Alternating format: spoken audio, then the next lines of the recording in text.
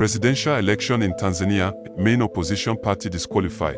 Is democracy at risk? Tanzania, often praised for its relative stability in a region marked by turbulence, is now facing a period of intense political unrest. As the country prepares for its general election scheduled for October 2025, a major development has shaken the electoral landscape. The main opposition party, Chadema, has been disqualified from participating in the electoral process for 5 years. This decision, made by the National Electoral Commission, stems from Chadema's refusal to sign the new Electoral Code of Conduct. This document, intended to regulate the proper conduct of elections, was approved by 18 out of 19 political parties. However, Chadema claims the code is biased and designed to favor the ruling party, Chama cha Mapinduzi (CCM), which has been in power since independence. Magnifying glass tilted left a climate of distrust and repression. Chadema's disqualification doesn't occur in a political vacuum. It reflects a growing climate of repression against dissenting voices. The party's leader, Tundu Lissu, is currently facing charges of treason, accused of inciting rebellion against the state. He faces the death penalty, and his trial has been banned from public broadcast, raising serious concerns about judicial transparency. Many observers view this exclusion as an attempt to silence the opposition and lock down the electoral process. It echoes past authoritarian practices, especially under former President John Magufuli, whose term was marked by restrictions on press freedom and civil liberties. Globe showing Europe Africa is democracy in decline. Current President Samia Suluhu Hassan had initially raised hopes for democratic renewal, promising reforms and political openness. But this disqualification cast doubt on those promises. Human rights organizations, NGOs, and international partners have expressed deep concern over what appears to be a democratic backslide. Tanzania now risks heading into an election without genuine competition, where political pluralism is weakened and the voice of the people diminished. For Tanzanian citizens, this raises a fundamental question. Can elections be considered free and fair without credible opposition? Loudspeaker conclusion. What's unfolding in Tanzania today goes beyond a simple political dispute. It's the future of Tanzanian democracy that hangs in the balance.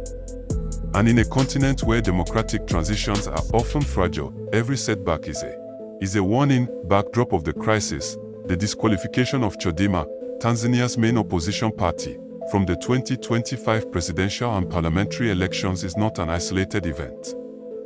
It's part of a broader pattern of political suppression.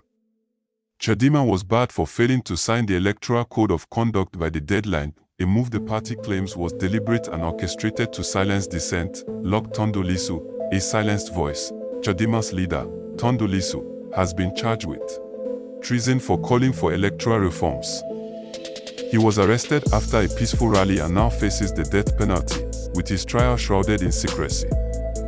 His arrest sent shockwaves through civil society, as many view him as a symbol of democratic resistance. Balance-scale legal and political maneuvering. The government insists the disqualification was procedural, but critics argue it's a strategic move to eliminate competition. The ruling party, Chama cha Mapinduzi (CCM), has governed Tanzania since 1977.